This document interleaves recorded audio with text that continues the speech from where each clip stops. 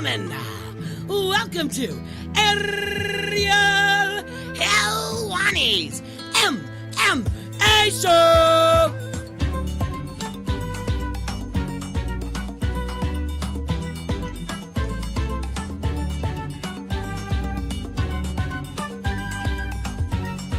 Back in your life on this Monday, May 11th, 2020. Hello again, everyone. Welcome back to a brand new edition of DC and Helwani here on this Monday afternoon. And there he is. Listen, you hear the claps? Yes. That's exactly how it sounded in the arena Saturday. Calling out of this place, this dude. It was like, just barely clapped at all. It was awesome. DC, we have a lot to talk about. I was going to say I have a lot of questions for you, but I know it's a sore subject when I phrase it like that, like interview, not That's interview. so, hence, I need to start with the first. Really? Did you? Yes, I do. Ariel, my brother, did you enjoy the carnage on Saturday night? Did you enjoy the carnage like Justin Gaethje said on Friday after weigh-in? Did you enjoy it? Could I tell you what I enjoyed the most? Mm-hmm. You were the star of the show. You Why? were literally the star of the show. You were the most talked about thing on Saturday from start to finish. Can I say something? That was your finest hour. That was your best broadcast as a UFC commentator ever. By far. No. Not even close. No. I was rusty. I felt rusty to start the night. No way. I started rusty, but it wasn't about me. I was just wallpaper. I was wallpaper on Saturday night. It was about the guys. It was about Justin Gaethje and Tony Ferguson and Triple C and Dominick Cruz. I was wallpaper. Ariel. No, it was amazing. And you know what my theory is? My theory is not to make this all about me, but my theory is doing this show for 6-7 weeks actually made you not rusty. You had so many reps. You were comfortable. You were relaxed. Your personality shined. I was watching that saying like, wow, this is a different DC. Kind of reminds me of the DC on DC and Helwani. I feel like I deserve some credit for this. I will say that being on this show with you weekly has allowed for me to feel like myself in front of the red light.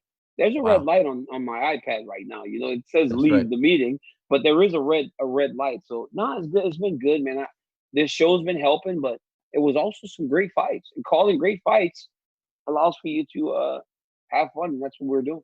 And you're still in Jacksonville, right? I'm in Jacksonville, in the beautiful Hyatt Regency in Jacksonville, just sitting by myself as I've been for the last few days. Does it feel like you're kind of sticking around at the party a little too long? Because like you have an event like that, Sunday you usually go home. Now here we are Monday, you're still there. I know you're getting ready to call the Wednesday show, but does it sort of feel like, yeah, I'm good. If I wanted to. No, man, it's just like I missed fight for so long that any chance to call a fight, I want to do it. Now, obviously, the firepower that was Saturday night can't be matched by not many shows that are going to come for a long time. But even Wednesday is a great fight card. They got some good fights still going. It's going to be fun. And it just feels good to be out of my house doing something different. Now, am I really doing anything different outside of quarantining, having DoorDash and exactly what I was doing home? No, but I'm doing it in a different location, which is good. At what point, I'm just curious, at what point in the night did you realize that your commentary was affecting the actual fights? This became a fun theme. Greg Hardy mentioned it. Hardy. Yeah. It was after Greg Hardy. Why? Yeah, were you talking to him? No, actually, you know what? Actually before, I got a note in the middle of the right when Carla was doing her post-fight scrum that she said that. And I was like, wow, that's interesting. But then I just kept calling the fights, and then Greg Hardy says it. And I was like, wow, I must be yelling. Because you got to remember, the headphones that we wear with the mic, they're made to block out all that crowd noise, right? So you don't hear anything outside of what you're saying and the guys next to you at the volume that's chosen by the audio guy. And there is no crowd to block out all that extra. But we're probably still talking as if we were in a full arena, or at least I was. And I guess those guys can hear. And also my table was right behind the corner. So it's not like so Greg Hardy's corner was right there. So he may have been more in tune with that side of the octagon anyway, because that's where his coaches was. And then I was just right behind him. So I'm like fifth corner for But then it was Michelle Waterson's corner in front of me to laugh. The fight that Carlos Esparza said that. So just the same thing. You know, we asked that one time on the broadcast. I wonder if they can hear me hear us. Joe and I were talking.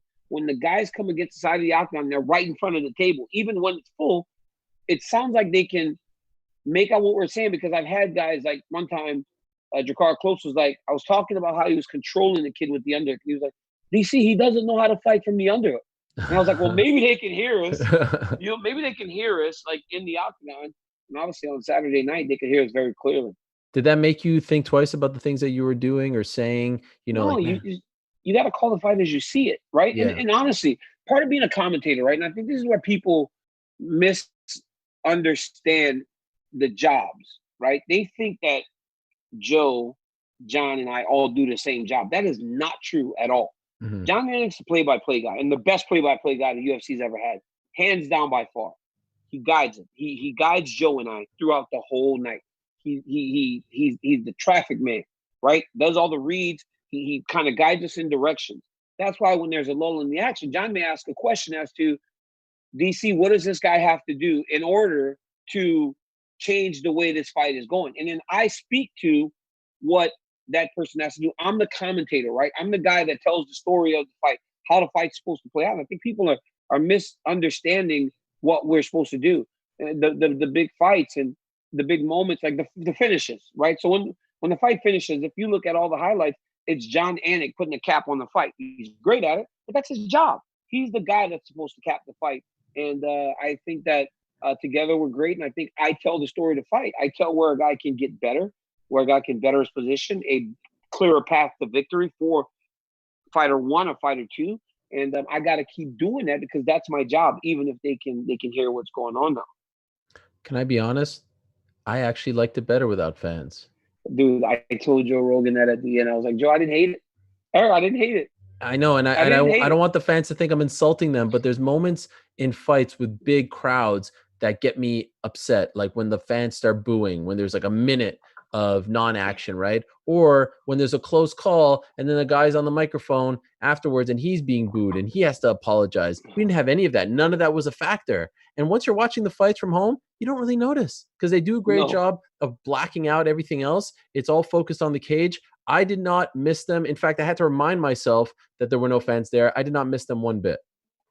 Ariel, I read a tweet over the course of the night that said something about it's the difference between the way the WWE started doing it to the way the UFC did it. It's massive because the UFC right away just spotlighted the octagon. Right. Everything else, the biggest difference was the walk, right? When you saw the guys walking through the octagon and nobody's there, obviously, except for the one guy, the one dude that was who is there, that guy? Dude was fist bumping people. I was like, what is going on? Who is that guy? I don't know who he was. They had people. They had a few people there though. Like there were like 10 people, like all spread out in this thing. I was like, who are these people? And then nobody can really tell me who it was. Maybe like, I don't know, somebody important. It was somebody very important. Really? Right? It had to be somebody very important, and they got to watch the fights. You know, I did not hate not having the fans. Two things. I thought the fans, they're great. We love them. You live for those moments. But I thought we got very clear, precise answers from the fighters after the fights. They weren't all emotional and just like yelling, screaming crazy things. I thought they were very precise with Joe. And I thought guys fought their game plan better. You know, I was talking to King Mo, and I want to ask you about this. He thought that the no crowd helped Justin Gaethje hurt Tony Ferguson. And this is why. And you tell me if you agree. Mo's so smart in regards to this, man. He goes, Justin Gaethje is a guy that when he got dropped in the second, the crowd would have went crazy. He would have came out guns blazing in third. Right? That's just what he does. He would have went and he would have started chasing. Well, no crowd, nobody to rile him up. He can still hear his coaches. He was able to stay within himself. Yep. Right? Yep. Trevor was so clear that he could keep him in his box, right? And in his box, Justin Gaethje is as good as anybody. But if the crowd was there, he would have lost his mind. And also Tony feeds off the crowd. When Tony starts to dance and do all that stuff, it gets oohs and ahs from the crowd. Guys start chasing, they go crazy. I mean, do you think that's a valid point, or do you not Agreed. 100%. 100%. I mean, obviously I wasn't there, but you're right about Justin, because that was the problem with him in the past, right? That he would get reckless, that he would, want to get the big knockout, that he would, take two to give out three type of thing. And King Mo, I mean, I was so happy when I saw him in Jairzinho's lock. I forgot that they were together, so it was nice to see him there. I forgot that you guys would be there, but he's 100% spot on. I was so impressed with Justin's his patience, and now this is Justin Gaethje. Like the first couple fights after his 2-fight losing streak, we're like, okay, will he go back to the old Justin where he gets beat up, where he won? This is now him. And I love that moment where Trevor Whitman said, yo man, you're trying to kill the guy, like take 10% off your punches. Phenomenal coaching there. So yeah, bro, I did you think see King those is left hooks? Exactly right. Oh my god, those left hooks were missing. They were like, I was like, if he lands one of these, swinging it's for the crazy. fences. But then, like, I think the biggest moment, right? Once he hurt Tony with a big right hand, boom, Tony's like wobbling and dancing in front of him, and he goes and he kind of just like, let me find my shot. But then at the end, right, he hits Tony with that big jab, and Tony's like shaking his head and backing away. He didn't charge him. He literally just kind of walked towards him, very calm and collected, and then hit him one more time, heard him stop the fight. It's like, who in the world are we even watching right now? If this is Justin Gaethje, it was crazy, right? So let me ask you, what did Tony do wrong? Or was it all just Justin? I think honestly, man, when I watched that fight, I don't know how much Tony could do against that style of fight for him, because especially if Gaethje fights in the way that he did, so calm, not taking chances, head movement so good, so he doesn't waste any energy. No wasted actions, man. Everything is the way it's supposed to be. His hands are where they're supposed to be. He throws very compact. He's a tough out for anybody, and I don't know. I really don't know what Tony could have done different, because he doesn't really have the ability to just go take him down over and over again to force him to grapple. So I don't know. I really don't know what he could have did. Hard not to feel for Tony, right? I mean, 12 in a row, I close. felt bad for him, Ariel. I felt bad for him because you know why? It was always the next man up attitude, right? Right. And when it was next man up, he continued to beat the next man up. But eventually, there's going to be a guy, when you take that next man up type of attitude, that can go with you. And that's what happened to him with Justin Gaethje. It's hard, man, because you don't know how long it's going to take for him to get back there, or by taking so much damage. Yeah. I mean, with an orbital bone, he'll be out for a long time, right? He's gone for a long time now with a broken orbital bone. Yep. When he comes back, is he going to be the same guy? Yeah, his face was beat up. He was just discharged from the hospital this morning. As you said, broken orbital.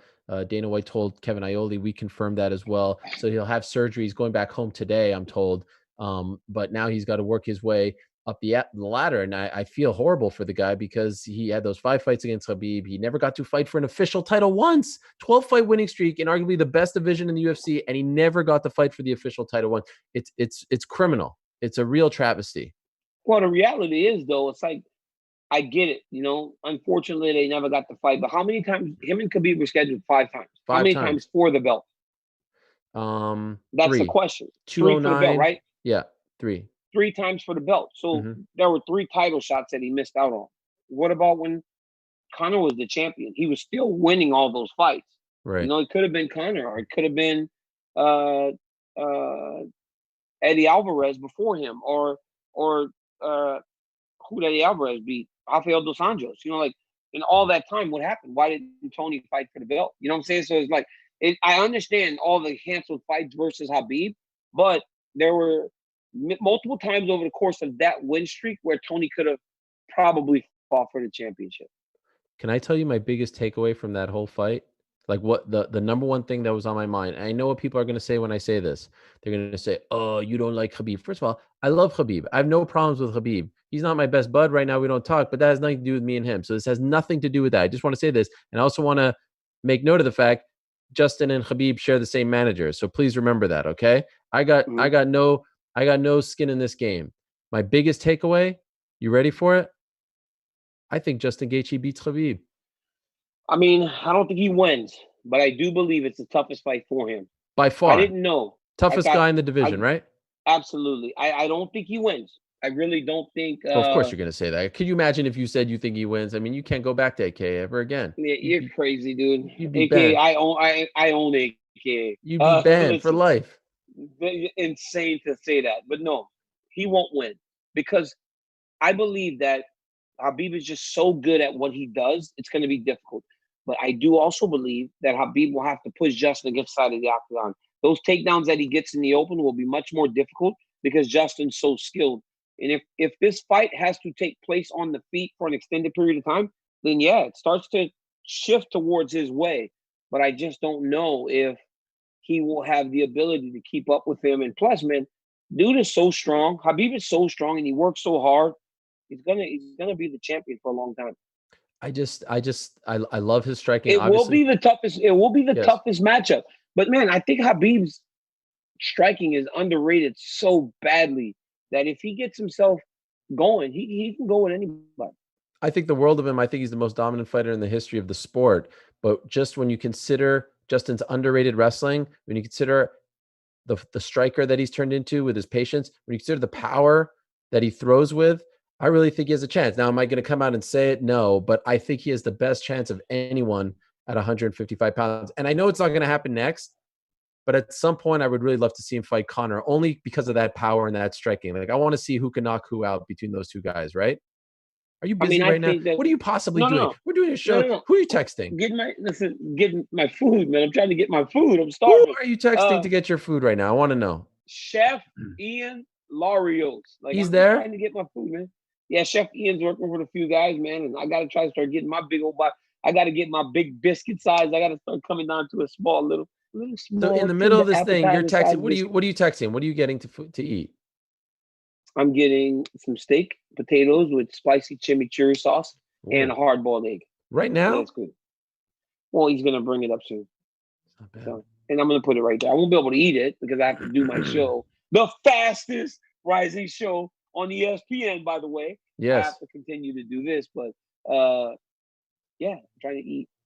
Well, okay, because I saw like I could tell exactly the moment when you're the eye shift. You're not really. You're kind of giving me the nod. You're not really reacting to anything that I'm saying. I mean, here I am saying that you're a teammate and good buddy. Absolute gold.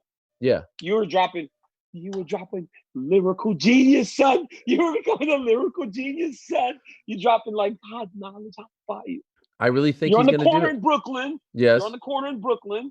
Cut out cardboard. They're beatboxing, and you're just flowing. And I'm over here text messaging. Giving me it's nothing. Disrespectful. It is disrespectful. It's disrespectful. I'm sorry, Ariel. I apologize, my brother. I apologize. But I just wanted to say that because I feel like it's important to say this now. I do believe it's a tougher fight, but yeah. I just don't think anybody's gonna beat Khabib, man. I'm telling you, dude is good, man. And I think because of how good he is, and because he's been able to implement the exact game plan that he wants all the time, we haven't had to really see him rely on his striking, which has improved tenfold. Now, what could you tell us? I saw him on Instagram last week. He said he's going to fight in July or could fight in July. Is this true? I mean, the dude was in great shape, ready to go. What's this white thing that you just pulled over your lap, by the way? It's my towel. What do you have a towel there for? Sometimes I sweat. Hey, wait. Do you have any black friends? Yeah, We carry a lot of towels. Have you ever seen a black guy with a towel? John Thompson, Georgetown coach. Yeah, have you never seen that? Like, we carry towels. That's what we do. You know, we always have a towel. Black guys will get dressed to go to a barbecue and hang out and put a towel in his pocket. It's just kind of what we do. You didn't know that? No. No, like maybe we start sweating like this. They just kind of wipe it down. Like, you know, King Mo never does not have a towel. Really? King Mo does never. If Mo's at his house right now, he's walking around with a towel. If Mo's going to dinner with his girlfriend, he probably has a towel in his pocket. It's just what we do. Wow. You didn't know this? I mean, I know John Thompson, the coach of Georgetown Hoyas, always used to have the towel over his shoulder. Remember that? I mean, black guys carry towels. It's kind of what we do. So that's your thing? You just walk around the hotel with the towel? Yeah, well, I mean, I sat it on my lap in case I start sweating. The last few weeks, I've been in stitches. Yes. Like every time I start sweating, I don't have anything to wipe myself down. So I got my towel. But at home, you don't have the towel. Because I'm not going anywhere. I just tried to explain this to you. I'm not King Mo. I don't always have okay. But if I go somewhere, say I'm going outside, say I'm going to a barbecue, right? Yeah. My kids dressed, everything, got our nice tennis shoes on, nice shoes. I will carry a towel in my pocket. You know, in case it gets a little hot, gotta wipe my brow, you know, wipe off my face. Yeah, I always got a towel. By the way, I've always wanted to ask you this. I'm happy you just said that. Why do you call them tennis shoes? Like that's what they are. You call basketball shoes tennis shoes? Yeah, they're tennis shoes. But you're not playing tennis with him. That is so stupid. You think that tennis, the shoes that people wear to play tennis are the only shoes that you call tennis shoes? Yes. Tennis shoes are any athletic shoes. What? How does that make sense? Any athletic shoes are tennis shoes. I don't know. Just kind of what I was taught my whole life. You call it pop also? Soda. What do you call it? What do you call it? I actually call it Coke. I call everything Coke. Sprite? Like, yeah, Coke. No, it's called soda. Soda water. Soda water. They used to call it that all the time in Louisiana. Give me a soda water. I'm like, what are you talking about? Like, that's soda. Tennis shoes. So if you're going to play basketball, hey, go grab your tennis shoes. We're going to play basketball. Go grab my tennis. I'm going to go shoot your tennis, not even shoes. Not just tennis. I would show up with a racket. Oh, you're so out of your mind. You're so from Canada. You're out of your mind. Tennis shoes. I don't think I'm the only person. I think in the comments, people need to tell us, like, who calls them tennis? Like, it's just tennis shoes. Wow. It's just a thing. Even your wrestling shoes? Those are my wrestling shoes. Those are my wrestling shoes. They're very specific. Big difference. Tai Tuivasa calls them wrestling boots. Oh. This is all bad. This is all bad. You see, where do I get some of those boots, mate? I'm like, Tai. What is he, Indian? But I have no idea what he's talking about. Boots. No, that accent. The accent sounded very Indian. Boots, mate. Mate. You know, Australian guy. And by the way, we got into the main event early. You were kind of taking the reins of the show, but I had a few other things I needed to address. Yeah.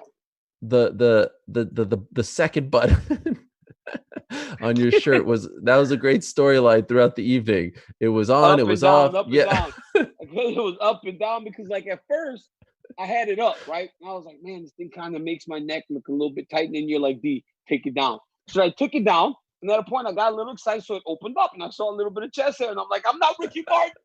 I'm not Ricky Martin. And I put it back up. Right? It's a very expensive shirt. Who makes it? I don't want to say. Okay, it's a very expensive shirt. But right. I put the shirt on, and it's like up the button. I'm like, okay, this is fine. You know, it looks okay. But then I didn't have the collars taped down. So it's like tight up here, and it's kind of flapping off to the side. It's like, yo, who are you, John Travolta and Dance Fever? It's like, what are you doing? So then I take it off, so I pull them up, and I take black tape. Oh. Because Susie's not here, right? There's no makeup lady or anything. So I take black tape, I stick it in the collar, and I stand it up. So now I take the button out, and I'm like, all right, this is doing better. And then I shift, because Francis Ngannou's killing somebody else, right? So I shift. When I shift, my shirt opens, and I'm like, oh, I can see my chest hair. I'm not some Latin lover, you know. I'm not this Latin dancer. So I could button it back up. And then when it was up, I felt pretty good. And then, unfortunately, the guy from ESPN Radio today, our boss, said to me, you know, I wish athletes didn't get dressed up for the post-fight show. I was like, what? He's like, yeah, full on button up. Because if you wore polo, it'd be fine. It's crazy. I thought it was funny to see. I was just curious. Was I the only one to text you about that? No, my wife did too. Okay. She's like, take it down. I was like, really? Okay. She's like, put it up. It's always tough when it's kind of like in no man's land there, right? Like when you open it, it's too much. It's tough. I felt for you though. But you were. I fought a good battle, didn't I? 25 minutes and I stayed in there, man. I kept back and forth. You feel self-conscious about it, but that was a good storyline throughout the night. And I also loved how they had you guys standing next to each other, but then they had you guys separate from each other. And then you're touching Rogan like a little kid at the beginning. Like you keep touching his elbow and they're trying to keep this social distancing. If they're going to have you stand next to each other, why don't you just sit next to each other as well? Okay, so have you ever been around Rogan? It's hard not to touch him. He's a cool guy, though. Rogan's a cool guy. So like when he's there, you get excited. You're like, hey, my buddy Joe, you know, like you're shaking Rogan's hand and Rogan's shaking everybody's hand. Like Rogan has shook so many hands. Like I'm not a germaphobe like you. Oh my God. Rogan walked past me. Every time Rogan walked past me, I'm handing him cleaning wipes. I'm handing him alcohol wipes every time. I'm like, yo, wash your hands. And then he does the cleaning wipe and he goes back with his hand sanitizer. But I'm like, yo, Rogan touching everybody. But yeah, man, if you're around Joe Rogan, he has this gravitational pull that makes you like want to touch him and like be his friend. It's crazy. It was amazing to see, like right at the top, you're like giddy, you're moving around, you're touching his elbow. I could tell. I mean, he's sort of like a larger than life figure right now. Bro, how did that happen? He's Joe Rogan. He's such a big, yeah, but like Joe Rogan is the guy from Fear Factor. I didn't think I would be like that. Like, oh my goodness, this is Joe Rogan a little bit, Like now it's like he's my buddy. He's my buddy now, right? Like we text and we talk, but like when I first met him, I was like, that's the dude from Fear Factor. But then I started like liking him, and now I see like I saw Joe at a comedy show one time, and I was like, dude, there's 15,000 people there to watch Joe Rogan. He's a big deal. It's funny. It used to be you get on the microphone to ask for a bonus. Now you ask to be on his podcast. That's what the fighters do. That's like the bigger deal. You understand Joe Rogan's podcast is the biggest thing in the world. Not as big as this. Well, we got some work to do. We have a big platform to start. Have you been on it? Head start. No, I haven't been on it yet. You never invited you? He did. I've got an open invitation. We just haven't found the right time yet because when people have been asking for it, so when I go, it's going to be like a good one. Okay. Now, what about the post-fight interviews? Joe wanted to do it like that because here's the deal. Like you said, Ariel, we all got tested. Right. Everybody that was there tested clean. So, in theory, it should be okay to approach it as normal. And he was like, it was all set up, man. There was a staging area for the fighter to go to and a place for Joe to stand and talk to him. But he just was like, it's too impersonal. And honestly, man, you got to understand. You remember Howard Finkel? He just died from the WWE. Yes. And the new. It was like a thing. Like you were put over by Howard Finkel when you became WWE champion. When you become UFC champion, Rogan's there. And that's part of the rub. Right. Part of the rub is getting to do that interview with Joe Rogan. And Justin Gaethje got that moment, man. Like, and I thought it was big of Joe to say, I want to do it this way. And it happened. It was funny though, because afterwards he would shake their hands, and some of the fighters were like, "You really want to do this right now?" They were like, "One dude had blood all over his hand." Yeah. I'm like, "Oh, it was Justin. Justin's like rubbing off. Justin's like scraping off like blood off his finger, and Joe's like, dude's crazy, man." But dude also like gets like a whole bunch of he gets tested. He gets tested.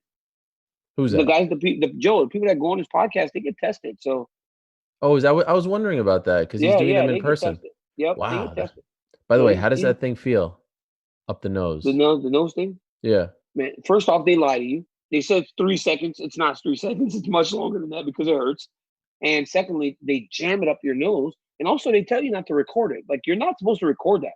Oh, so really? all those fighters recording it, I don't understand how they're getting that video. Huh. They're not supposed to do that, but they do. Did it hurt? It hurt. It hurt. Did you do it twice? I did it once when I got here, and every day I go back and take a antibody and a temperature check to see if anything has changed. You feel safe? I feel safe. You feel okay? Honestly, man, I feel like the things that are in place are good. I feel like the UFC is going above and beyond to ensure that the fighters are safe and everybody else that works for the company. I don't feel at risk at all. There's nobody here. It's like a ghost town. Did you see any of the AEW guys? I saw Jake the Snake Roberts. You saw Jake the Snake Roberts. Tell me the story. What happened? I'm running, I'm just running. Not very fast, because I don't run fast. And I get off the treadmill finally, I'm pouring sweat. And this guy goes, it's an older guy, right? When I'm stretching, he's an older guy in his pants and got a mask on. And he goes, no more of those wrestlers on the treadmill. And when he pulled his mask down, I was like, hey, you're Jake the Snake Roberts. I know you because he's going to talk to Thiago. Thiago said, sorry. My Brazilian training partner. He goes, sorry. I go, that's Jake. I go, no, you're Jake the Snake Roberts. I'm a massive fan. And he's like, I've been watching you, man. And I was like, you're the most despicable heel in the history of the game. I said, I didn't know. When I was a kid, I hated you. But I was supposed to. He was like, you hated me. That meant I was doing my job. It was so nice. Now, I was so complimentary of him to be clean. 10 years now, he said he's been clean, So good for Jake, man. Like there's one of my buddies from the WWE told me Jake probably was least likely to still be here. Right. And now he's here and he's working at AEW and doing good.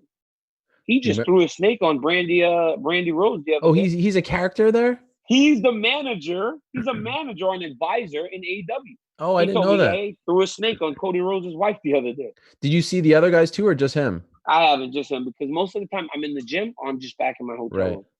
By the way, do you remember the name of his snake back in the day? Damien. Oh my god. Damian, dog, like that's an easy one. Damian. What about the British Bulldogs?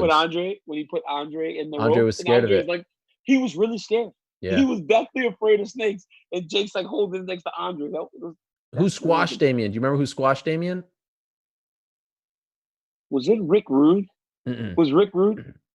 I know the Macho Man had an angle. Rick Rude sprayed arrogance in his eye, and his eye turned white. Remember that? Yeah. Jake the Snake's eye turned white. That was crazy. These guys are crazy. Someone squashed Damian. That was the storyline. Sat on him. Yokozuna. Close. And then they cut it. They were like, we can't show this. I don't know who it is. Earthquake. Smashed Damian. Yeah, sat on him.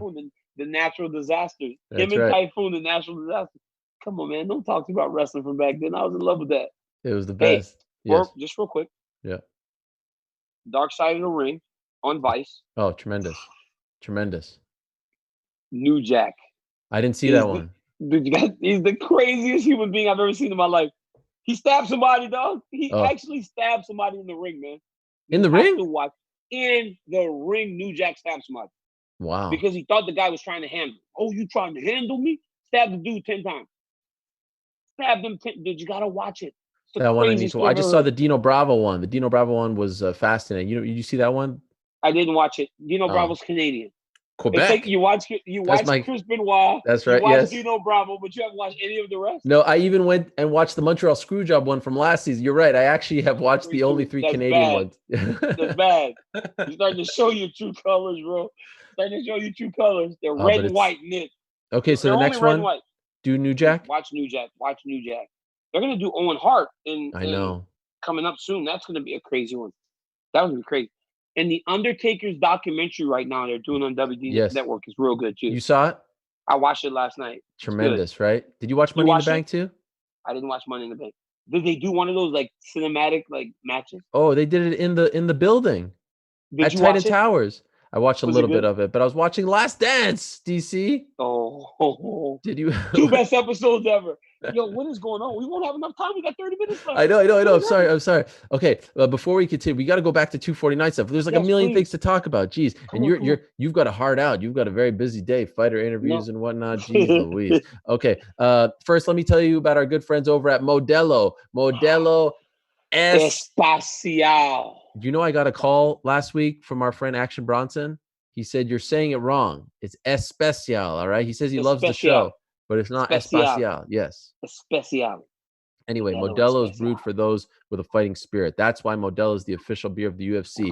Did you see those fighters on Saturday night? Tony Ferguson, Justin Gaethje. How about Francis Ngannou? They have the fighting spirit, which means never giving up, even when the odds are against you. For great fighters like them, it doesn't matter where you come from. It matters what you're made of. And the same can be said for great beer. Modelo Especial has been the gold standard since 1925 by being a crisp, say it with me now.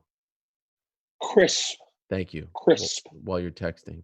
Crisp Pilsner-style lager that set the standard for authentic Mexican beer. Modelo uses premium hops to give the golden lager its crisp taste. So when you're watching the UFC this Wednesday or this Saturday or any other time, why don't you crack open a Modelo Especial? Yes, a crisp Modelo Especial. Modelo, brewed for those with a fighting spirit. Drink responsibly. Beer imported by Crown Imports, Chicago, Illinois. Please support them because they support us. What do you got? Jake did it, baby. I got it. Jake did it. What is that? Fast. What is that? There are limitations to what you can do. I always thought you were the man, Ariel, but to find out, Corporate Jake is. What is that? Tell the people. Actual guy. That is a picture of the only 2 men to win and defend titles in 2 weight classes in the UFC history. Just so happens that those 2 men were both on the 2008 United States Olympic team. So, that's a big shout out to USA Wrestling for bringing guys up through wrestling that can become great fighters. It's insane. It's great. Of course, you're talking about Henry Cejudo. Yes, please. Henry Cejudo and myself. Henry Cejudo and yourself. Please go ahead and give a shout out to Jake while you're at it. I think his Instagram is Jake Lebowitz or Leibowitz 74. But in any event, you probably don't even follow him, right? Producer of the show, you probably don't even follow him on Instagram, do you? I follow Jake. You don't even talk. Me and Jake talk often. Oh yeah, we spoke live. Me and Jake and I spoke last week. We were on an interview together. We were on an interview together. Oh, that's Jake right. One that I wasn't a part of. Yeah, you weren't a part of it. Guys, so maybe you can say that Jake and I's relationship has started to surpass you. It's like we're together now, even outside of you, which is sad, scary. Should be scary. Confirms many beliefs that I had about the both of you. But here we go. Henry Cejudo beats Dominick Cruz, second round TKO, and retires, DC. That's the big story here. He retires afterwards. Now, work or shoot. Is this legit or not? Bro, I talked to him yesterday. He actually texted me in the morning. What did you think of me retired, DC? I was like, what did you do? I said, I thought he's not doing this again. I immediately thought, wow, he's going to do this again. What do you mean by again? What do you mean by again? Bro, he retired from the wrestling at 21 years old. A lot of people don't know that in our sport. Champion. Like, as the Olympic champ, he walked away when he could have probably wrestled 2 more Olympic games, and possibly went down as one of the greatest wrestlers in USA history. And he walked away. And especially walking away with no idea of what was next, right? No real idea of what was going to provide him financial security. Henry may not be making as much money as some of the bigger guys, but he has now made enough money to where when he walks away from this, he's walking away way better off than he walked away from wrestling. So I just couldn't believe that he was walking away again at the very top. Not many people do that. And Henry Cejudo is one of those guys that when it's his time, he knows where to go. And then I spoke to him last night for like half an hour on the phone because he was on a plane heading back to Arizona, and he was sitting outside with his brother just by the fire. And we talked about if this thing was real. And dude just sounded like he's ready to not cut weight anymore, one. And start to put somebody else first for a little bit. He's got his new girlfriend. He wants to start a family. And he has put himself first since he was 11 years old. That's how long he's been one of the best wrestlers in the country. And now one of the best fighters. So he said it's time for him to try and give back to his family what they've put into him. So I believe him. I've seen him do it before. You think he's done? I believe him, man. I think he's done. I don't think he's done. I think he's done, Ariel, because here's the deal. The UFC is already looking at making the title fight, not an interim title. Right. Henry's done. We're moving on. That's crazy. Yeah, but here's the thing. First of all, with all due respect, Dana White doesn't like to be put on blast like that. He doesn't like to be put in a corner like that. He doesn't like, if there is some sort of negotiation, remember when George St. Pierre did it after the Johnny Hendricks fight, did not like that. When Conor McGregor has done that, did not like that. And so his usual initial reaction is, oh yeah, we're just going to move on. I'm not going to beg you. You know what I mean? Like, I know how this game works. I'm not going to beg you. When Henry Cejudo beat Marlon Moraes last June, I remember having a conversation with him, and he did tell me, I'm ready to walk away if they don't pay me $2 million. If they don't start paying me 7 figures, I'm going to walk away. I don't want to do this anymore for this kind of money because I've been doing this for so long since I was 11 years old. It's time for me to cash in. And I know he was disappointed that they did up his pay, but he didn't get the money he was looking for. And in his mind, he thought, all right, I'll do this one and then I'll cash in. And so that's why I believe him right now that he is willing. It's dangerous when you are willing to do it, when it's not 100% a ploy. But in his heart of hearts, he's not going to walk away because it's all finally coming together for Henry Cejudo. Henry Cejudo is starting to become a draw. People like to hate this guy, right? He's a great showman and he's a phenomenal fighter. You don't walk away now. You don't walk away at 33. Look at MJ when he walked away. You may be tired of it. You may be burnt out, but you're too good and stand to make too much money to walk away now. There is no chance that was the last time we saw Henry Cejudo. But here's the question. Does the UFC pay Henry Cejudo those types of dollars? Well, that's a good question. And I know they're not going to like this. They're not going to like this tactic, right? And so they may move on and strip him and do a Peter Yan fight. Or heck, we've got Corey Sandhagen versus Aljamain Sterling coming up on June 6th. Lord knows that pay-per-view needs a little beefing up. They might make that a title fight. He said Peter Yan is fighting for the belt. Yeah, but the problem is with the travel and everything. I don't know when that could happen, but maybe it can. Island. Yeah, right. Fight Island, dog. Real. Fight Island. What's more real, Fight Island or Zuffa Boxing? What's more real? Let me say this: Fight Island is a real thing. It's real. What do you mean? Fight Island is getting built right now. This is not just in the air. Fight Island is happening, and I'm so excited to go to Fight Island. I want to go to Fight. Where is it? You don't. That's the thing. We don't know. Oh, They okay. won't tell us where Fight Island is. Even Rogan can't find out what Fight Island is. We begged. We both asked. We thought combined we could get it out of Dana. And he stonewalled us. He didn't tell us. And then we Wow. tried to ask Hunter, and he didn't tell us. Nobody wants to tell us where Fight Island is. You But think it's a Fight thing? Island is a real thing. It's a real thing. As soon as when? I believe the first person to fight on Fight Island will be either Israel Adesanya or Conor McGregor. I know it has to be a foreign person, right? It's supposed to be like a foreign fighter. And I think it has to be one of those two because they're like the two biggest foreign guys right now. And imagine that. You take a fight to Fight Island with one of those guys. Oh, my goodness. I don't care if I'm in training camp. I'm going to Fight Island, man. I am going to Fight Island. Okay, so great. yeah, I mean, listen, it's one of those things where I'm not saying anyone's lying per se, but Would you love to go to Fight Island? Be honest. I mean, I'm happy Do you being think right you're not here. invited? Do you think you're not invited to Fight Island? Just be honest. Is that why you're being bitter? Because you're like, I'm not invited to Fight Island. DC, let me tell you something. Since you brought that up, there I am on Saturday. I was tweeting a lot on Saturday. I didn't see any of my tweets make the broadcast. You know, I was tweeting quite a bit. you're like, yo, what's up, man? I know what I'm talking about. I feel like I had a couple of good ones there too. You know, I saw a bunch of jabronis show up on my screen. I was like, can a brother get one tweet up there? Well, can I get one?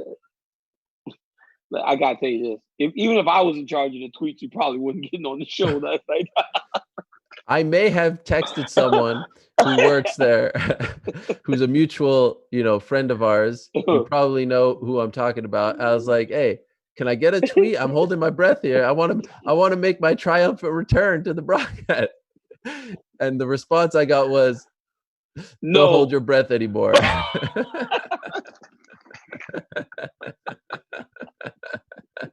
Like, can I get a tweet? Give me a tweet, something, a little morsel. Come on, can I get a tweet?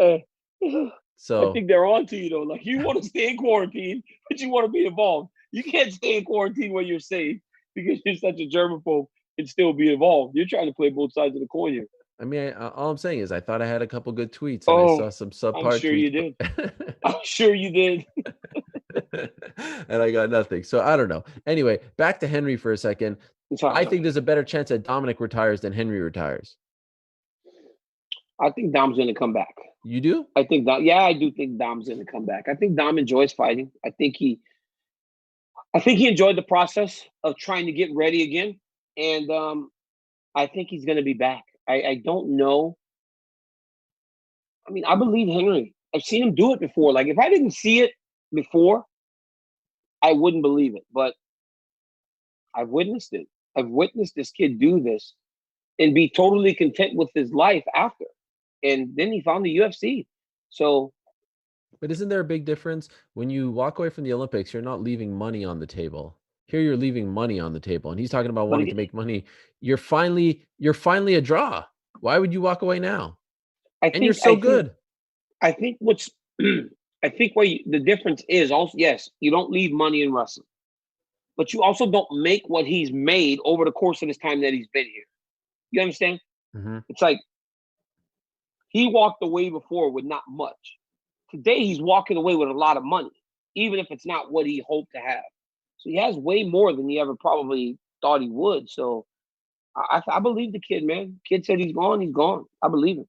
What about Henry? He starts dating a girl for like 3 months, and all of a sudden he's talking about this and that. Be like, "Hey, can you calm down for a second?" Henry falls hard, dog. Triple C's never. I told you, man. Triple C hasn't had many girlfriends. That dude gets excited and gets a girlfriend. Talking about a family and stuff. Jeez, Louise. Hey, listen, they've been together longer than 3 months, and honestly, sometimes you're just compatible, and I believe they're compatible. And how do you know that? You met her? No, I can just see, and I hear him talk on about the Instagram posts. No, I see his Instagram, but I talk to him about those things, and you can hear something in his voice that's a little bit different. Interesting. All right, so we'll see what happens there. I just know you look when he was talking there in the back. You saw Dana and Cruz, and Dana's like, "Oh, okay, this is how we're gonna do it, Henry. This is gonna be interesting. I'm really curious to see how it plays out." By the way, what do you think of this? Who are you texting now? Who are you texting now? Look down. Look down at your phone. You. What? What? I just forgot to tell you. What now? I forgot to tell you. Am I not? Well, not at this exact moment, but yeah, I am. Wait, you want to do this right now? Yeah, I mean, you can. I'm just telling you. We talk about relationships. Sometimes people are just compatible, and I thought, like, wait, I haven't even told them this big thing in my life. Like, my wife put it up to all kinds of stuff yesterday. I don't know if you see her stuff, but yeah, exactly. Wait, you just text me in the middle of the show as opposed to just saying it on the show. What did you just text me? You wrote, can I say it? I'm having another baby. Oh, God. 41 years old. 41 years old having a kid. Are you serious? Are you serious? This is the craziest thing ever. Ariel, I can't believe I forgot to tell you. But you know we're doing a show right now. Why didn't you just say it? I forgot to tell you. I just wanted to. I wanted to see your reaction. I wanted to see your reaction. I got a text. I'm having a baby. Yeah, I am. Dude, I'm having a baby. I'm really? having another kid. Yeah, I'm having my third kid. Mazel in tov. October. Thank you. Yeah, it's a big deal for me and my family. We're so excited. We're so excited. If you don't mind me asking, I mean, was this planned or? Yeah, we planned. We tried. We were trying, and it worked. Even wow. at 41, it worked. Hey, listen to this though. I told my mom yesterday on Mother's Day, I wanted to surprise her. And she goes, that's that. And I was like, what, Mom? She goes, that's that quarantine. I was like, what? My mom was on fire yesterday, bro. She told me I'm having a kid because it's the quarantine. And she also told me I look fat. She goes, you got so big on TV the other day. I was like, Mom, I'm just calling to wish you happy Mother's Day. And you just gonna start insulting me. But Mom just having a wonderful day insulting me yesterday. But yeah, man. Yeah, we're having a kid. Wow. Congrats. Boy or girl? Thank you. Don't know yet. Will you find out? Yeah, I will, but just not yet. Okay. Wow. And how is Selena feeling? Yeah, everything is going good. Everything's going good. So that's in 5 months. No, yeah. 4 months. 5 months, yes. 4 months. 4 months. Yeah. 4 months. Wow. Yeah. This is something. I feel honored that you shared this with me. No, I told you. In the world. Yeah. Right? You in the whole world. Because we have this. Like we have this. Right? And what I told you and all the rest of our friends. You feel okay like going back to like diapers and things like that? You got to rewind the tape. It's a little bit scary. It's been 9 years. It's been almost 9 years. My daughter's 8, so having a kid at 32 opposed to 41 is going to be a lot different. But hey, man, 40 is the new 20 or that's 25 right. Or whatever it is, so we'll see how it works out. And also, I just want to let you know, like, Ariel's a unisex name. There's girls who are Ariel, boys no are chance. So you could, I call my kid Ariel, especially if he's a boy. He'll get beat up by women his whole life.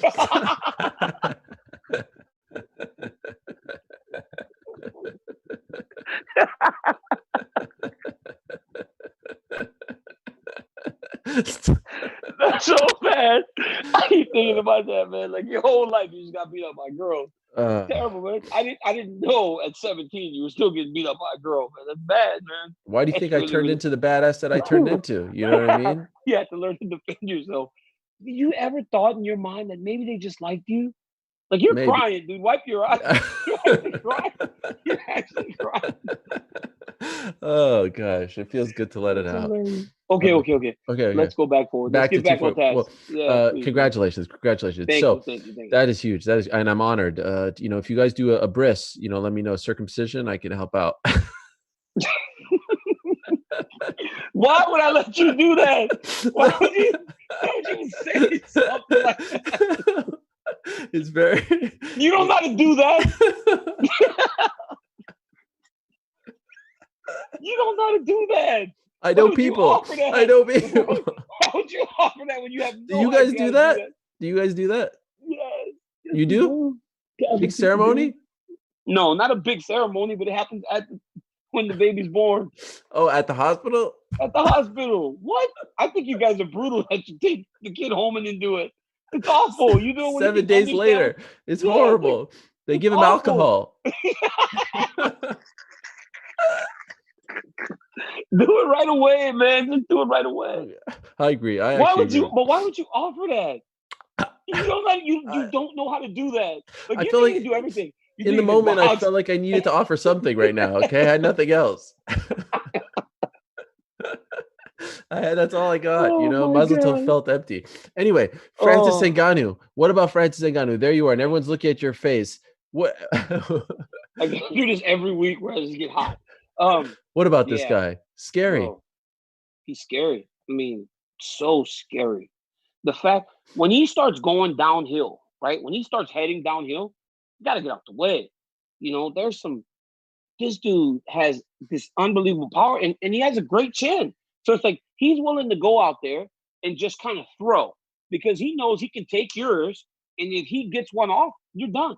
And man, he put Rosenstrike out. When it started, Rosenstrike is fighting, throws that nice inside leg kick.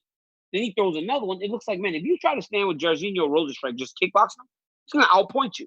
And then Francis just made up his mind that he was going to just bulldog him. And Jairzinho went back on the straight line.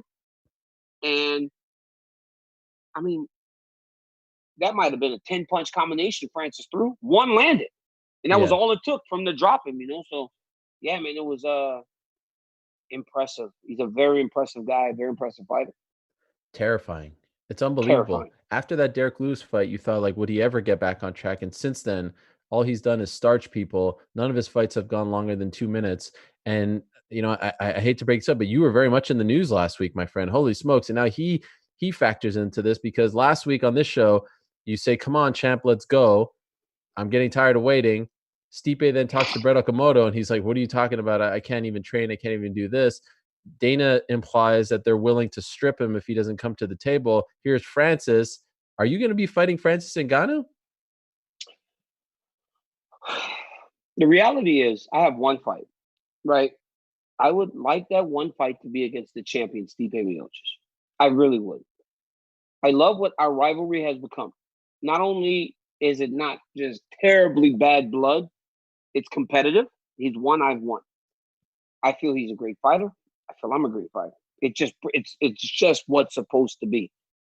But if he's not willing to compete, I still have one fight, right? I don't want to go out I don't want to go out in the way that I did, where I couldn't get myself ready to go, coming off that injury and just not feeling like I fought to my potential. So if I have to go out there and fight another guy, Francis Ngannou, that's what I have to do, And if I am to lose that fight, as long as I'm prepared and I'm not hurt and I get to go and fight to my best, I'll be happy with that. But I don't believe that's going to happen if I have to fight Francis Ngannou. But yeah, I would if I have to. But I would prefer to fight the champ. I would prefer to fight Stipe Miocic for the belt to complete our trilogy. And I do believe that that's possible if he just would get going now, right? I'm running here. I have a partner here. Man, we sparred in the park the other day, right? Just got in the park in front of a guy, and we just start to work on our timing because we're 3 months away from the fight. You can do stuff. And it's possible. I prefer to fight the champ. And I also feel like in the Francis fight, obviously it's big risk. And if I win, the way that I'm going to have to win, I don't know if people are going to be like, oh, this was so great by DC, or if they're going to be like, we knew this was going to happen. He's going to do like he fought Derek Lewis, where he only wrestles and the fight's all on the ground, and we don't get to see all this scary knockout power that he possesses. So it's like, it's a big risk, but, I go beat Stipe and complete this trilogy, I get the credit and I get the reward of beating him in the trilogy. I don't know if you get that with the Francis fight. So when you hear him say like, hey, I can't train, my thing's on lockdown, all this stuff, when you saw that interview, those comments, what did you think? I felt like he wants to fight. I do feel like he wants to fight. I do feel like he believes that he can't train. But then the day after he says that, the Cavaliers open up their facility, right? This is the NBA. The NBA is 5 steps behind the UFC right now in terms of reopening and getting their league back started. And they're opening their facility for private workouts. I'm certain that Stipe Miocic can get in somewhere with a little bit of guys for a private workout. Like that's not impossible. And honestly, at my house right now, while I'm in Jacksonville, the wall pads are going up in my garage, my third part of my garage. The floor mats and everything are going up into my garage. I have my treadmill, two Echelon bikes, and 2 Aerodynes, 2 heavy bags. and to separate the third side of my garage, I have a cage door, right? Wow. So I've got, and I was the heavyweight champ for 1 year. Right. I understand what you can do with the resources that we're blessed with, and he can train. And honestly, I've got friends that are firemen, and I understand. I think he has like a 72-hour shift or something like that. They go for like just something straight at the firehouse and everything. And I credit him for what he's doing during this pandemic.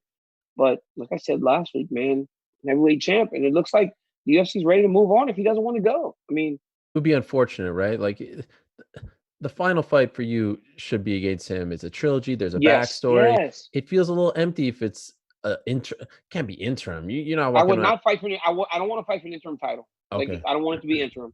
If we're gonna fight, then they would have to be for the full championship, because they're giving the champ a date with plenty of time to prepare. And if he's not willing to take the date, then you have. Are you not budging? So that date is sometime in August. Are you not budging on that day? Like, would you be willing to wait till October or no? I've always said it's not my choice. I'm not the champion, right? I don't want this thing to come off like I'm the one making the rules. I'm not the champion, but because I'm willing, right? Because I'm willing, my voice is getting heard, right? I'm saying I'm willing, right? I'm willing. You give me a time frame, I'm willing to go and get prepared for that time frame. Give a date, Stipe. Don't just say sometime in the fall. Like, give a date. Work with the UFC, and they will work with you. That's it. That's it. Give a date. Give a time so people can start putting things in place in order to make this thing work. Because it's the heavyweight championship of the world. It's the biggest trilogy fight the UFC's ever had. Go and give them something to work with, and they'll make it work for you. Or you run the risk of them just taking your belt, something you worked so hard for. Hasn't been the most active guy, and it's like, it's hard.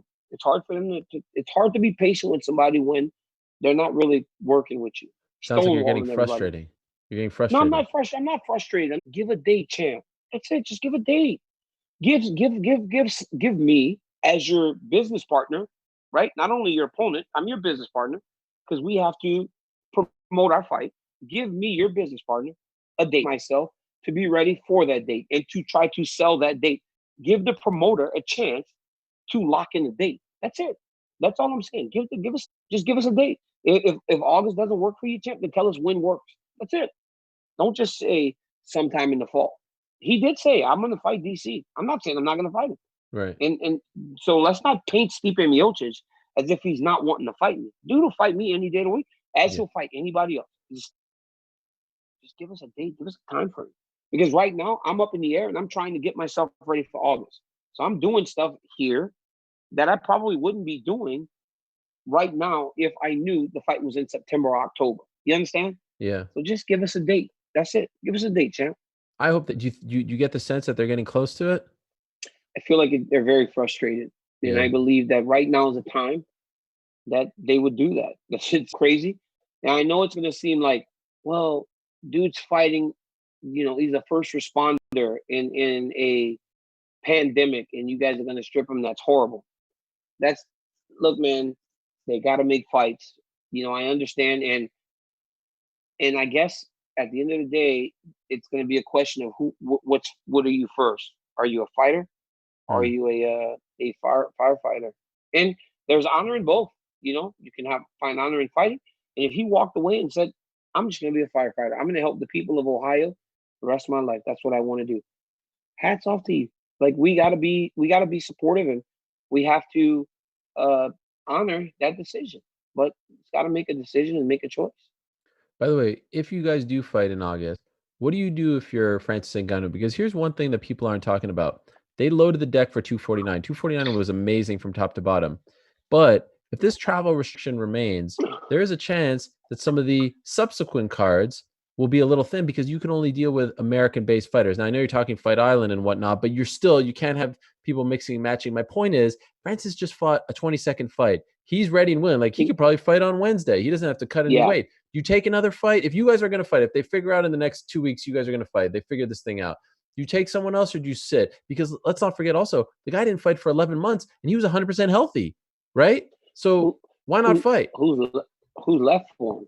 The dude just beat get some everybody. guy. You know, when you look at the rankings, you see a guy like let me pull up the rankings here. Well, Curtis Blades is the one, but he beat him twice already.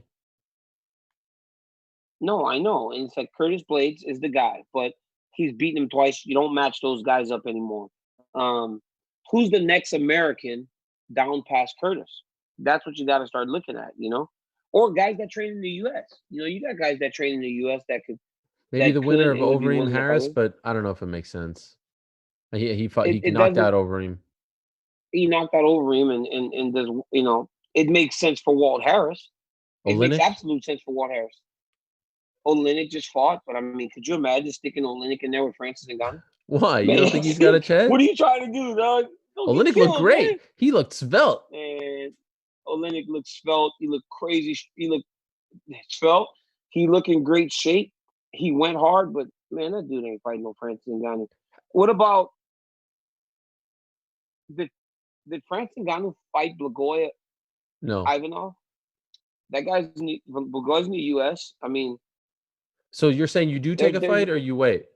I think well, it just depends, right? Like, let's see what happens with the belt. And then the fact that he's beaten so many guys ranked so high, if he can fight somebody a little bit lower, I don't really see much risk in that for him. He's going to beat the vast majority of those guys and just make some more money. It's going to be a lot of guys.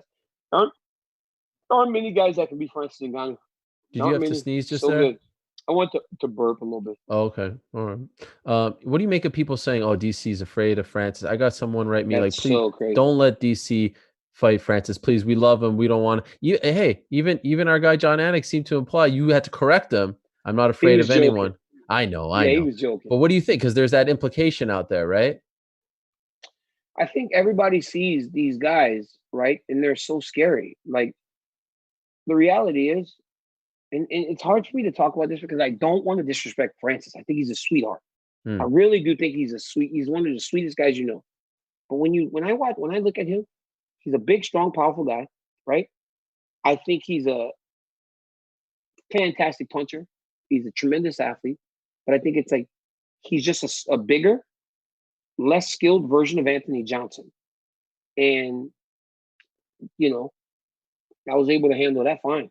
You know, and I think that twice, you know, so I think that I just believe that honestly, it's not a matchup for me in a sense that I'll shoot from across the octagon if I need to, because if I can get to his leg, I know I'll be able to finish a takedown.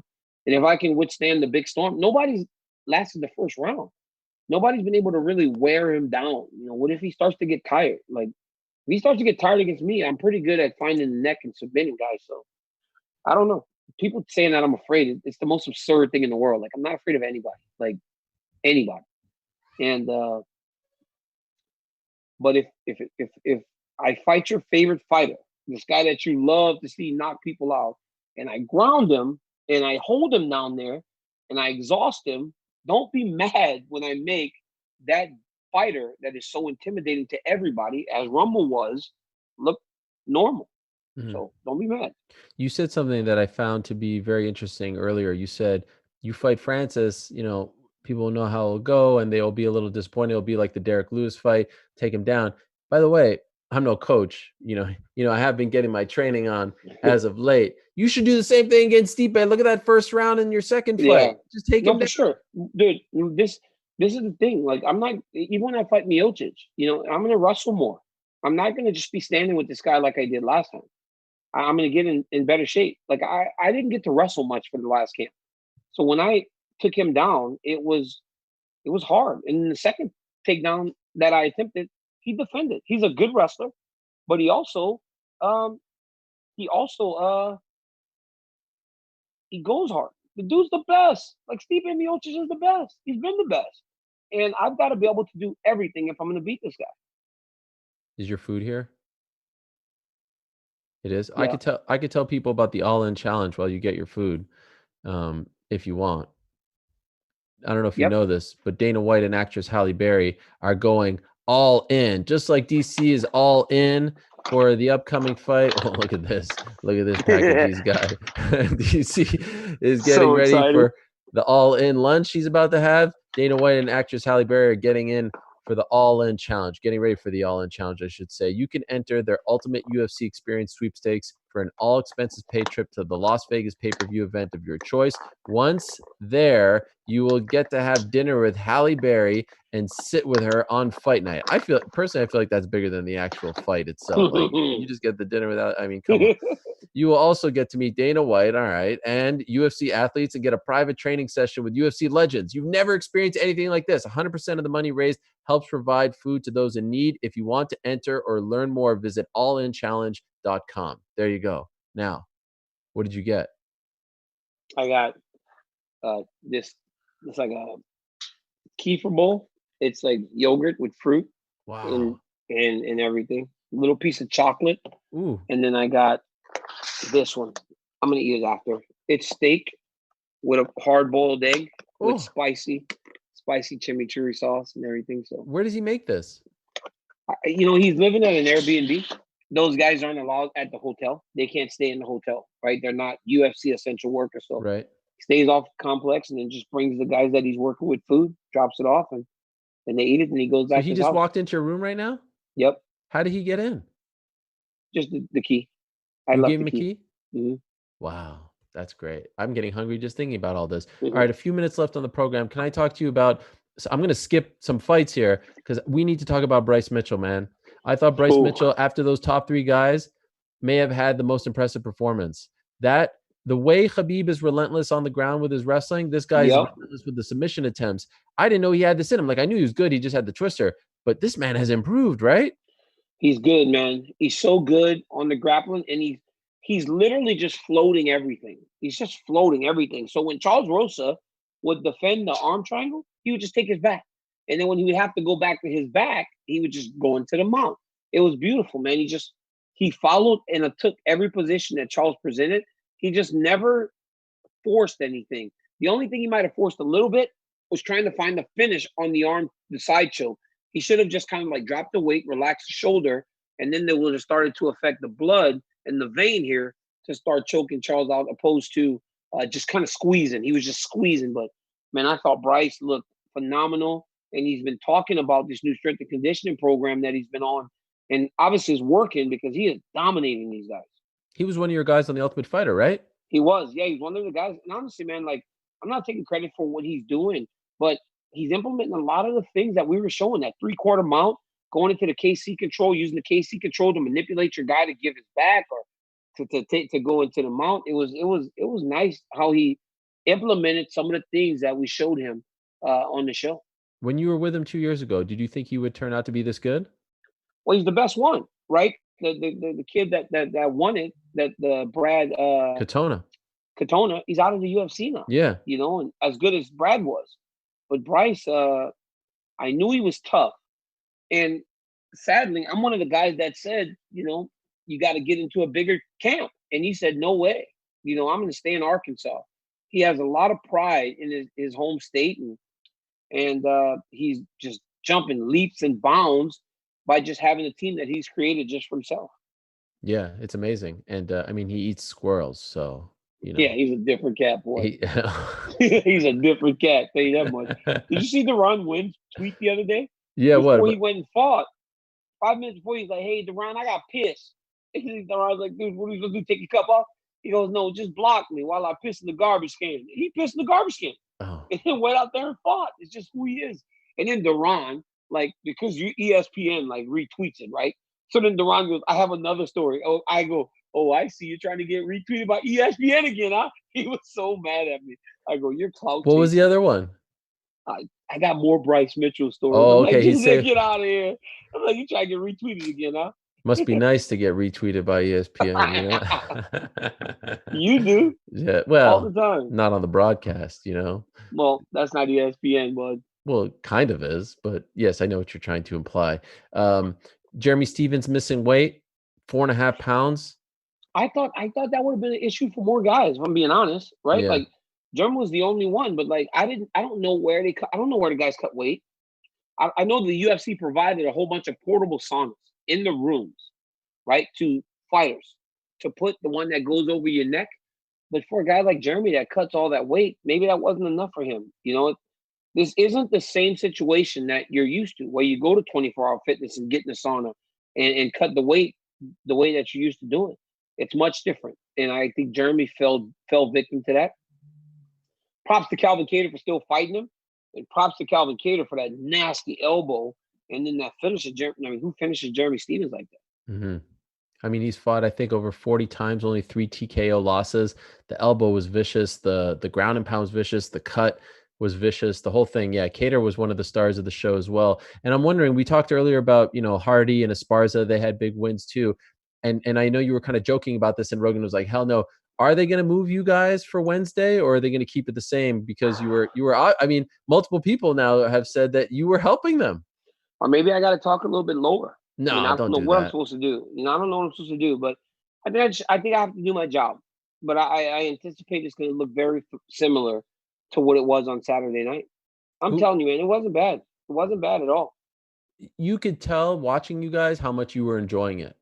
We love to call fights, and we're just happy to be back at work. Like, I think that's how everybody in this country feels, or the vast majority of people.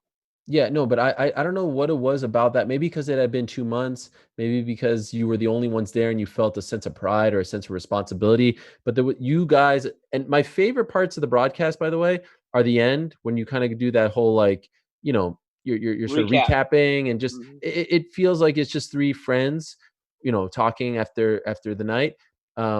You guys were still glowing. Like, you didn't seem tired. You didn't seem exhausted. You had to do like a whole 1 hour pre-show because of the Jacare situation. It didn't seem like, I don't know, there was something magical about the night. Look, I'll take credit, for this show, your performance, but until I can't take credit for Rogan and Anik. I just thought you guys were great. You were on point. You killed it. Yeah, it was a good night, man. And it felt good to be calling fights, and it felt good to see the appreciation of the sports world, right? Yeah. Because if you watch, those tweets that were coming in came from a lot of big time athletes. I got, people were texting me before the fight talking about, man, I can't wait for the fight. Like, just so many people were looking to the UFC to see how they pull this off, to see how sports are going to look for a long time. Because I got to be honest, after doing what I've done this week with the UFC and watching, I feel like basketball can happen now. I really do feel like the NBA can get back to work. I feel like the NBA can get these people tested. Obviously, they're going to have to quarantine. The staying in one city thing, I believe works.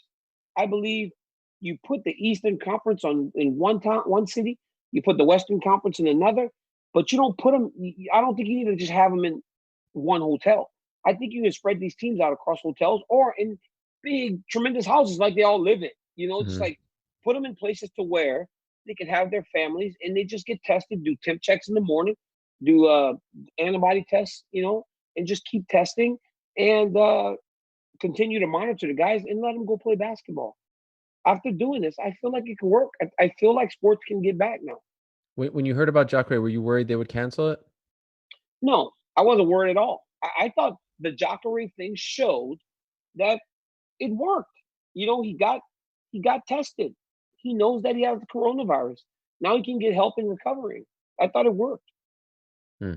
Yeah, no, it's going to be interesting to see. Especially, I found out yesterday they now reached out to people to ask them, do you know anyone? Were you in contact with anyone? Your temperature. So it seems like they're making modifications as these 3 events go on. Yeah, it's going to just keep evolving. Who are you working with on Wednesday? Paul Felder and John Anik. Okay. Paul Felder and John Anik. And then you leave on Thursday? I leave on Thursday. I misspoke about that on the broadcast last week. I said I was calling Walt Harris's fight, and sadly I'm not. I got to get home and start getting prepared to try to get prepared until the champ tells me something. Maybe the champ says, hey, it's going to be September. And I got to take a step back and go, okay, now I have another month to just kind of ease. But I got to get back home now. Well, I was, I'm happy to hear that you're happy with it, that you're comfortable with it. Because I have to say, when I watched your Instagram leading into all of this, when you were traveling, you were wearing 2 masks. You were exposing Dan Henderson, Laura Sanko. I was freaking out for you. I told you to burn your clothes. Bro, I was scared. I was so scared because it was so odd watching how so many people just didn't have masks or gloves or anything. They were just kind of walking through the airport. But what really scared me was getting off the airport in DFW or Dallas, whatever it is, Fort Worth, and it was so many people. It was so packed. It was so packed going through that airport. I was like, this is crazy. This is crazy that this many people are moving around now. And I don't know if maybe a month ago, if I went there, would have been much less people.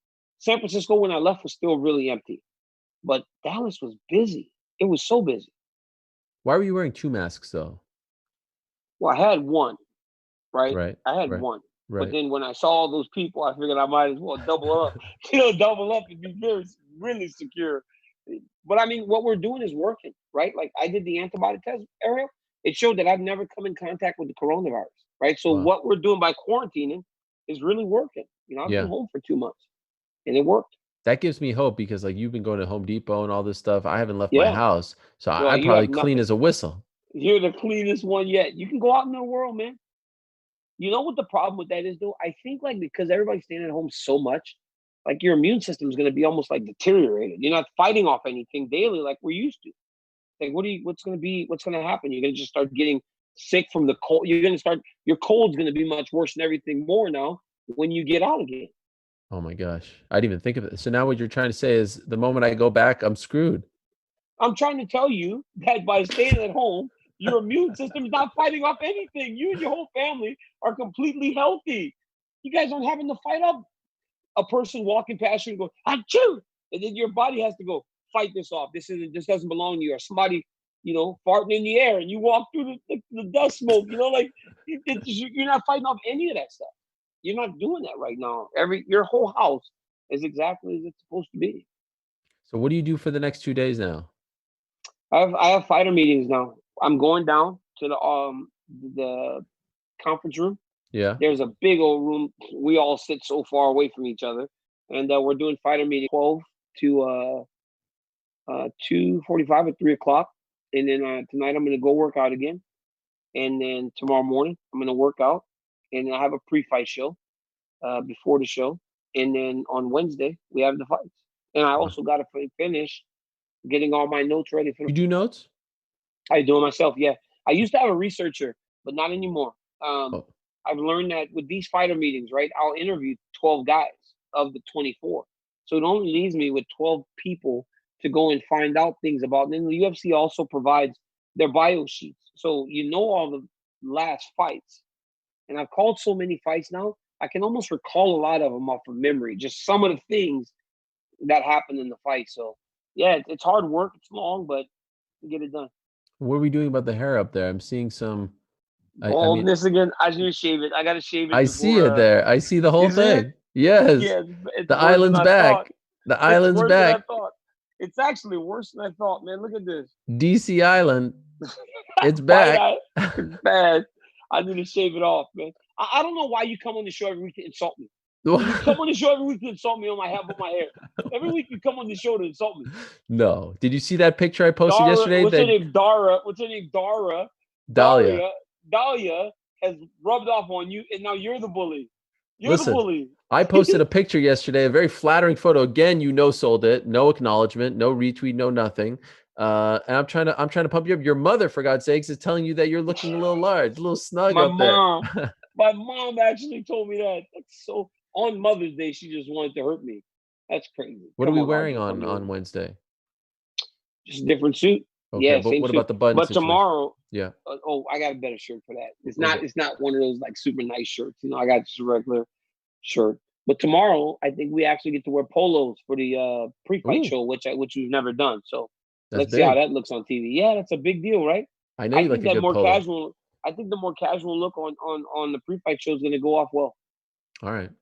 So we shall leave it at that, DC. This has been fun. Nice to catch up with you. We're still here. Some people thought when the fights come back that they'd kick us to the curb, but here we are. We're still here, baby. We're still here, baby. Still standing.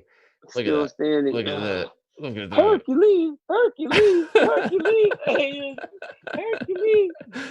And what massive news you broke on the program today. You're having another baby. Wow. Blown away by this. And I'll never forget you sharing it with us via text message while we were actually live on the air.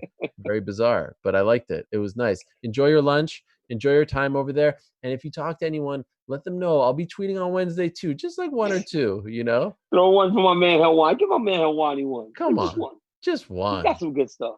Jeez. You're a man, Thank you to Ariel. Modelo. Thanks to everyone who continues to watch, listen, rate, subscribe, download, review. Thanks to Corporate Jake. Thanks to all of you who continue to send us so much great feedback about this program. We're not going anywhere, baby. See you next time. Nowhere. Peace. I'm out of here. All right, Ariel. Thank you for watching ESPN on YouTube. For live streaming sports and premium content, subscribe to ESPN+.